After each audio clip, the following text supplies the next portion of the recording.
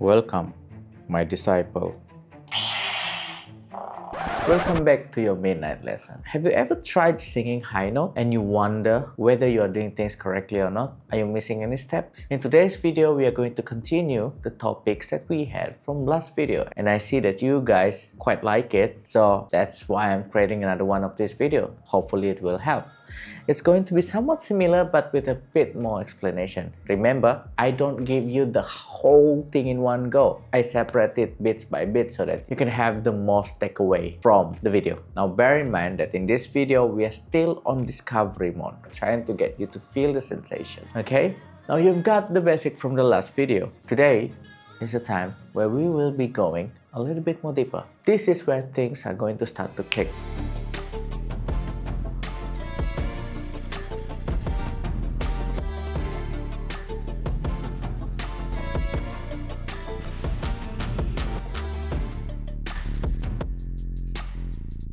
Now, number one, I've talked about mix. We did talk about it. I have a dedicated video about it. But for you guys who are quite new, this is a shortcut. I will compress everything and then I'll give it to you. First, develop your mix. I have explained this simply before. We're going to refine it in this video. I need you to understand that mixed voice is not a button. It's a balance between your head voice and your chest voice. Now here's the trick. Try speaking like SpongeBob. Hello. Hello, Patrick. Or cry like a baby. Wah! That sound actually help you place the voice in the optimum position in order for you to develop that voice, okay? And soon enough, you'll be having a mixed voice that's a little bit more reinforced. I want you to remember that SpongeBob voice and the baby crying sound, that's not the final destination. That is just to give you the sensation, not the final sound, okay? It's just a tool for you to discover the placement first. It's the promised land of singing. Now, if I have to give you the easiest way to get this, we did talk about it last week. I'm going to give you the example again quickly, okay? So start by speaking like this first, okay? Once you have this, then I need you to start reinforcing it by doing a little bit of a baby crying. Hello, hello, how are you?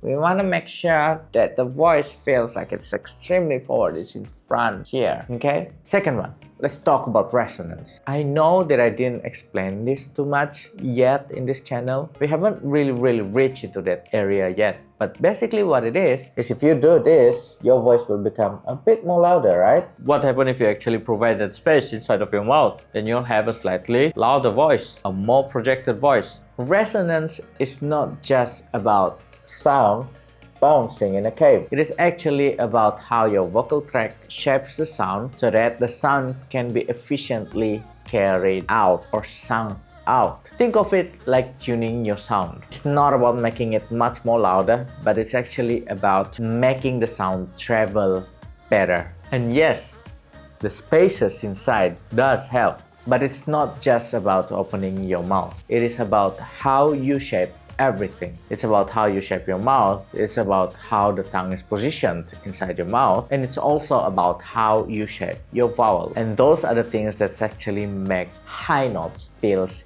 easier. Take this for an example. I'm sure some of you guys knows Benson Boone. Benson Boone is the guy who always like having all of those high notes. And I was trying to figure out which placement did he use. And when I actually listened to the live performance, he was actually using a slightly higher larynx, and then the sound that he was using, it's more like this, okay? Yeah. So, example. In a more relaxed way, he would be sounding like this. These beautiful things that I've got. Yeah. And imagine if he's speaking like this. This is the sound that he's doing when he's hitting those high notes. In a way, okay, it's not an exact tone because obviously we don't have the same vocal tract, but the placement is somewhat similar. The working foundation behind those high notes are still the same. Number three, now we talked about this on the previous video. You need to reduce your tension, especially if you're a beginner. Now, when I work with a client, when I work with my students, the first thing that I will do first in the first year is actually to dial down the tension. I want them to remove those tensions first because chances are most of you guys have an excess amount of tension when you're singing. And really this comes from my experience as well. I went through the same exact thing, and for years I thought that, oh, that was it, but actually it's not. It's a very good thing to remember as well that not all tension are bad. You do need some engagement, so I won't be calling it as tension, but some teacher will say, yeah, we do need a little bit of tension. Yeah, it's used interchangeably, okay? But some teachers are actually very particular with the accuracy of their words. So yeah, it really depends on the style. For more laid-back teacher like me, the wordings will be a bit more chill. Now in this section, actually, your job is to find a way to hit those high notes without having too much tension. Now, like what I've explained to you guys on the last video, you should hum it first. These beautiful things that I've got. These beautiful things that I've got. These beautiful things that I've got. Slowly add the power. As you're doing this, if you feel like you're squeezing and everything, that's not the way. Don't skip the step. You have to lighten it up first and then gradually add the weight. Same as when you go to the gym. You don't immediately go for the 25 kilos or like 100 kilos dumbbell. Next, number 4, onset and coordination. Now this is also a continuation from the last video as well. You gotta control your vocal onset. How you start the sound actually matters. If you slam into the notes, then this area here will tighten up and it will try to compensate that raw power that you are releasing. And if you are too breathy, this beautiful things that I God, you will lose a lot of stability instead. What you want is actually a clean, controlled start. You need to make sure that it's actually balanced, and that's actually the thing that builds consistency. So, young Padawans, the balance between the light and the no, I'm joking. Yeah, you gotta find the balance in the force. Now, it's a closure exercise. If there's one thing that you could take away from here, I want you to focus on building up your mixed voice. So how do we do that? There's actually a lot of exercise out there. What I want you to remember is that when you're trying to get the mixed voice, start by going light. Okay, something like this. And then after that, find an exercise that utilize this engaged chord. Hello, hello. So any kind of exercise that allows you to use this kind of sound will be very helpful. So if those exercises are asking you to do things like all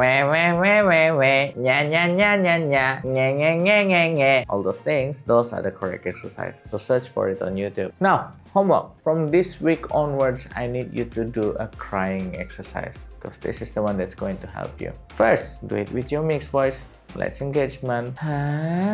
Next level.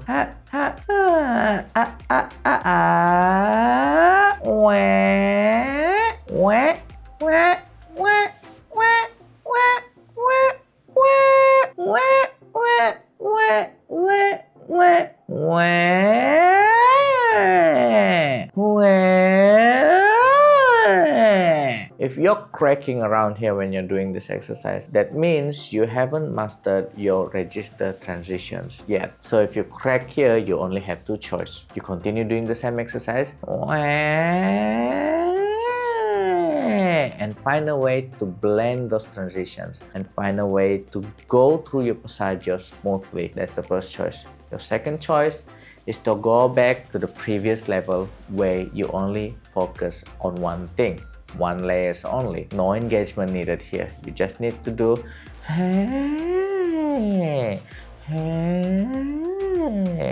and honestly, this is the thing that I asked my 6-year-old or 5-year-old student to do first. So if they can do it, you can do it as well. So hopefully it works, okay? Work on it. It takes time. Be patient. You can do it. It's right there waiting for you. So grab it. Be patient with the process. It's all about the process. I do not have any magic where I could just like snap. And honestly, I am a few steps ahead, which is why I'm helping you guys. But my journey is far from over. I'm still trying to work with my voice day in and day out as well. So please, it's all about consistency. You gotta find a time to practice.